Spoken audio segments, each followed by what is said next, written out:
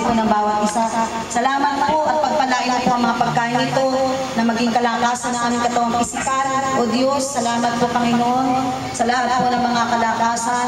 Salamat po sa proteksyon mo po sa amin. Salamat po sa kaligtasan ng pamilya Miranda, Simbulan, Dimapilis, Lord God, Marasigan, Reyes, Ramirez, O Diyos, Valerio, Panginoon, salamat po sa lahat po ng pamilya ko, Father God, na inabot mo po.